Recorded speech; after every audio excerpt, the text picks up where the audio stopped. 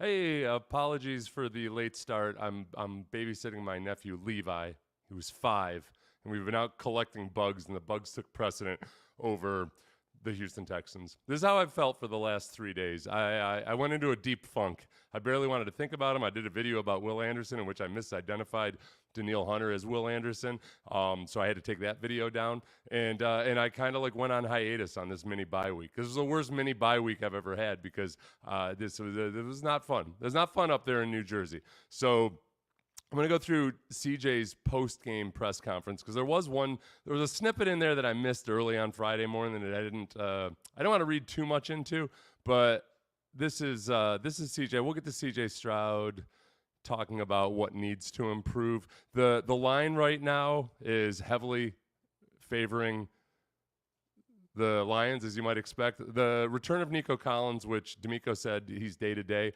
a lot of it's going to ride on that. You can go to BetUS, get a 150% bonus on your first deposit, and up to I didn't get permission from your parents.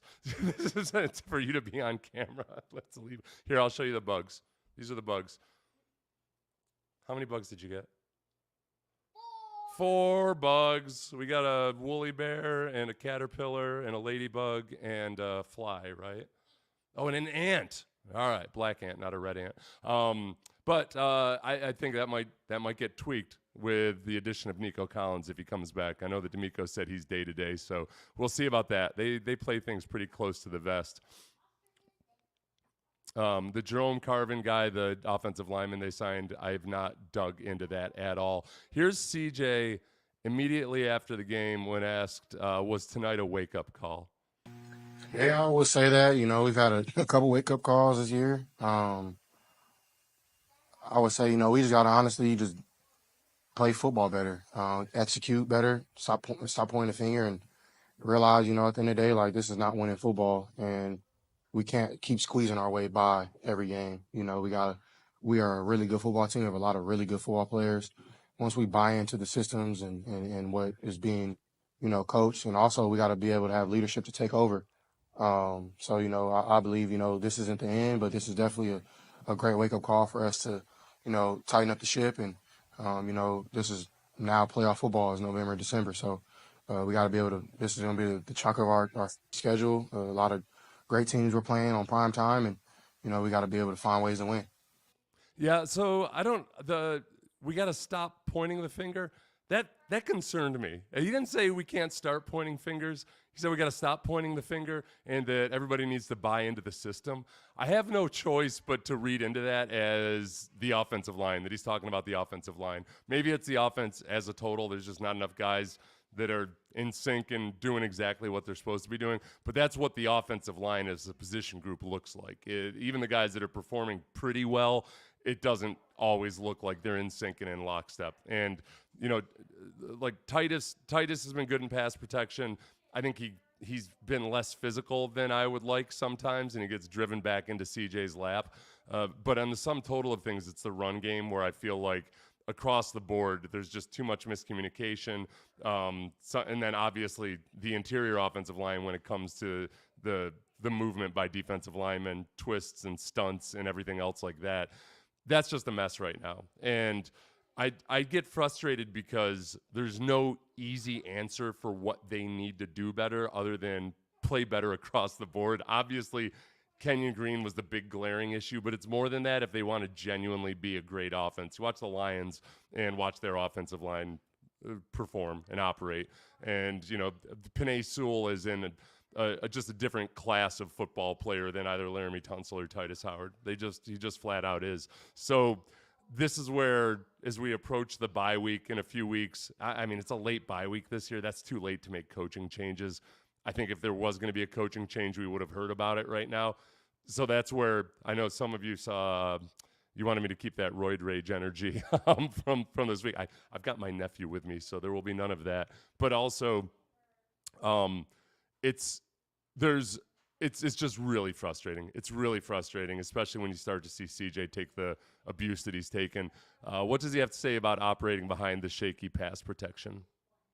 Yeah, first, I just want to thank my Lord and Savior Jesus Christ for this opportunity, to play on Thursday night. This was the first question that he answered, but I wanted to be sure we get that pointing the finger one. It's going to be a theme this week. Night on Halloween, and I often, it's hard, to just sit here right now and think about what happened because you didn't watch film yet. But of course, it's embarrassing. And to come out here on the primetime game and get embarrassed like that is never fun. And I believe we have to be better in a lot of areas.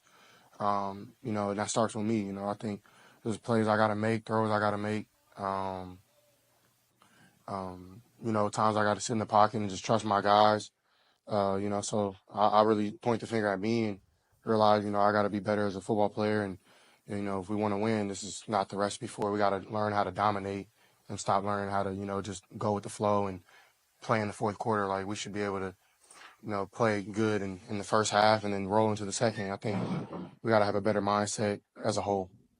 So again, for anybody just joining, this is CJ from After the Game. It's the first time I've been able to just sit down and and have extended time with anything with the Texans other than when I'm obligated to by my job. But I think what CJ talked about there, hey, bud, we got to just scoot off, okay? Can you go read the bird book? Okay. I would have let you on, but I got to talk to your mom. I got to ask your mom before she lets you on camera, okay? So, yeah. Ignore that you saw my nephew. As far as CJ and the way he's operating, like I think he's starting to show the effects. We know this going back to the Green Bay game. By the end of the game, I think his internal clock was a little bit sped up, but he also knows that he does need to get rid of the ball quickly sometimes and just, hey, if the first read's open, take it, don't wait on it. And that's gonna you're going to forgo some opportunities downfield, but you just can't trust the pass protection. The thing that I would hope is that with Nico Collins returning, even though it doesn't fix anything systemically with the offensive line, at the very least, you've got slants over the middle and you've got screens. And Nico sometimes seems like the only effective option on screens to help fend off the pass rush a little bit. So there's that, and hopefully that's what I know. I would let him stay, except I didn't ask his mom beforehand about how she felt about him being on a football stream. His favorite team is the Bills. If that discourages you from wanting more, who's your favorite player? Is it Josh Allen? He's a Bills fan. Okay, there we go. One of you had brought up a good point, which was how are the Texans only 3-point underdogs? I think, look, the Texans at home are a different creature. I think the pass rush improves that much more with the crowd noise. And then the offensive line communication issues aren't as bad. I think Joe Mixon is somebody that people still respect and fear because he goes over 100 yards every single time. So the Lions are a very, very good team, probably the best team in the NFC right now. The home field advantage makes a big difference. Obviously, like usually it's a 3-point swing, maybe a little bit more because the Texans just tend to perform better at home. Next question was, hey, CJ, what was up with that Wildcat play? Yeah, I mean, I thought, we had that play lined up. We thought it was a good look. And, we got to do a better job of selling the run and, making the DB fall asleep.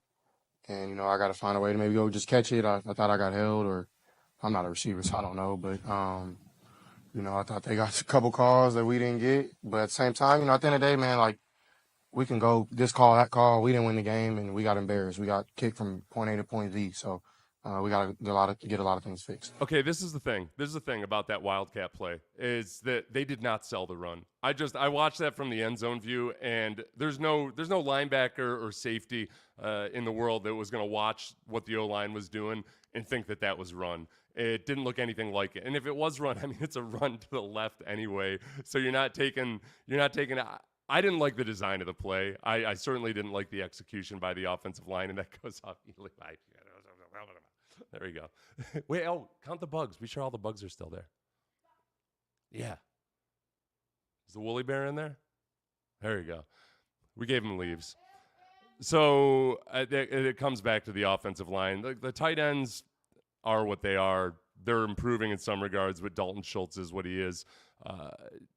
Did you learn anything from watching a 40-year-old go about his business? This sounded like it was asked by a New York reporter looking to gush praise on Aaron Rodgers. Yeah, for sure. He's very in command, I can tell. He's a lot of times where, he's getting on the ball fast and he's telling his guys what to run. And, they're running it, and he's a lot of trust from him and his coordinators and his coaches, and that's something that I hope to build one day and be able to have that opportunity to get as good as that, not only physically but mentally as well. So, okay, the way Aaron Rodgers operates, I mean, he was doing a lot of the same things that he's been doing all year. He's throwing some tight window throws, 50-50 balls, low probability. The two touchdowns to Garrett Wilson were I'm not making excuses for the Texans. I mean, the Jets drove down the field 3 times in a row in the second half, but I like the catch probability on that shin catch was 5 or 6%. The throw that he caught on Jalen Petrie was just like millimeters. But again, Jalen Petrie wasn't in great position and the ball wasn't perfect, and he went for the ball instead of the tackle. That's my positive reinforcement bell. Yeah, when I do something good, I give myself a yeah. See, like you finished that apple. If you put it in the garbage when you're done, you'll get a ding. Yeah, yeah. Levi off camera. It's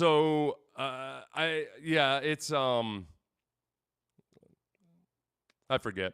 Yeah. So as far as Aaron Rodgers goes, I think the one thing CJ's been asking for, I mean, he's just flat out said it a couple times in press conferences, that he wants more responsibility, more on his plate. I don't think this team does a whole lot of diagnosing pre-snap. I don't think they entrust CJ to really sniff out the blitz as much as other teams do. A lot of the West Coast philosophy is, hey, every play has an answer for any look that you see. So other than checking out of a run into a pass or vice versa, depending on what box they're seeing, I think that there's probably more room for CJ. And I don't know if either they don't think he's ready for it or it's not in the scheme or whatever, but CJ seems to be, I don't want to say agitating for it, but he very much wants to be the complete and total package. And I think his role model is more Tom Brady than Aaron Rodgers, because CJ's never going to be the improvisational genius that Aaron Rodgers was just because of the athleticism. CJ improvises great, don't get me wrong, but Rodgers was just a different creature, and it allowed him to get away with playing outside the scheme of a lot more than other guys would have. CJ doesn't want to be that guy. CJ wants the structure to be a symphony and for it to work like it's a symphony. And right now it looks a little bit more like like a junior high wannabe jam band or something. Like not even a junior high rock band, but a junior high band that's trying real hard to be like Fish or something and failing because they haven't earned the right to improvise yet. CJ has, but not the rest of them. How much does getting hit take a toll later in the game? Yeah, it's not easy. It's like, I don't know what analogy I can use, but yeah, it's not easy. That's a strong suit I think I have is being able to move minutely in the pocket, having those micro movements, and then, keep my eyes on the field, be able to make plays. And yeah, man, I know those guys up there are fighting, and, we got to do a better job of just, getting those guys in better opportunities to block those guys. There's a lot of things that need to be fixed ultimately. So, yeah, and one thing I can do is just get the ball out faster too. When something's open, I got to be able to hit it. There's times where I'm sitting back there and I'm thinking too much, and I got to be able to just get it out and get it to number one if one is there, number two if two is there, and get through my progression. So it's not just on them, it's on me as well. Yeah. Okay.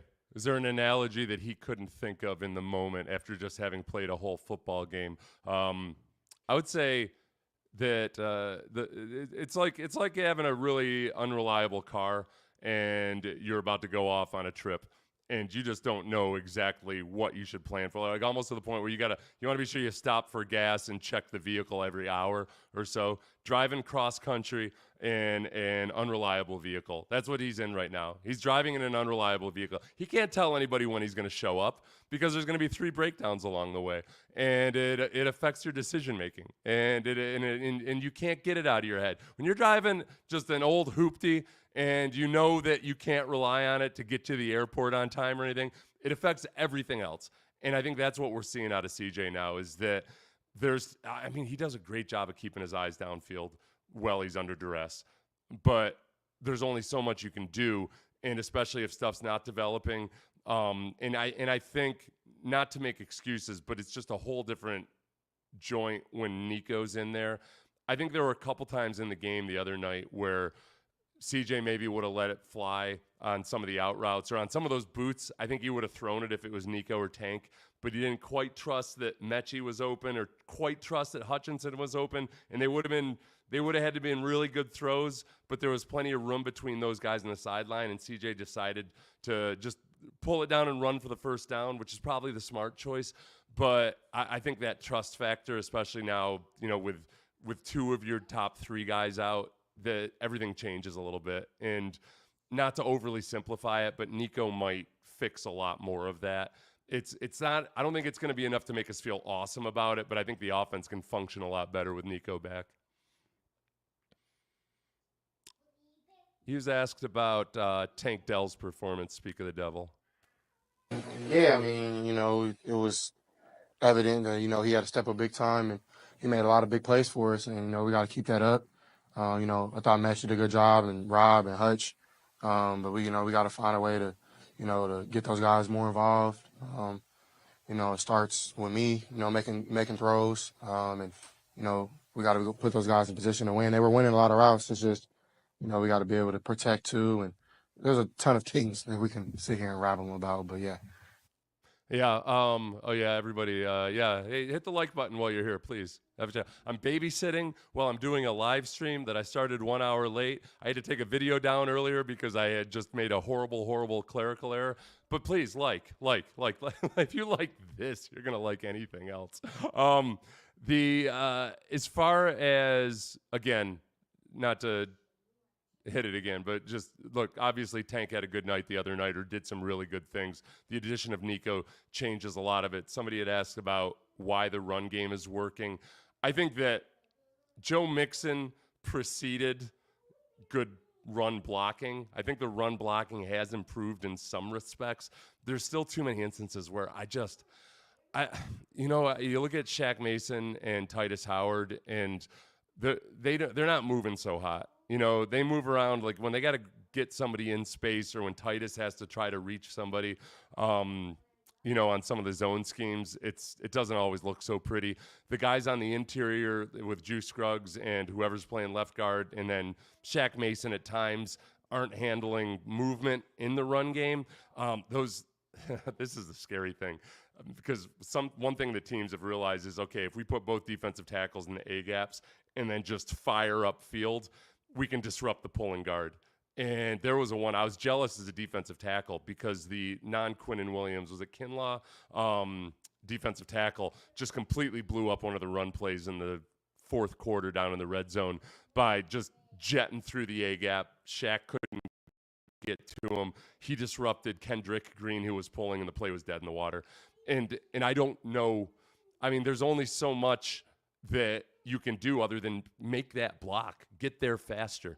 And these guys are just flummoxed by all that kind of stuff right now. You see why I get so depressing? My goodness. I'm going to call it a day for now, because so my father-in-law had a medical situation, so this is why I'm babysitting with Levi after school. We're going to go eat some apples. We're going to eat some oranges. We're going to check out the bug collection. You ready to check it? Oh, you got the bugs out. That's good. Aunt Brandy would be psyched about that. Are all the bugs there? Okay, good. All the bugs are there. All the bugs are there, everybody. Thank you to BetUS. I'm going to do the D'Amico presser a little bit later, and you'll have my undivided focus, because my brother-in-law is coming to pick him up. Thanks, everybody. Hit the like button. Subscribe.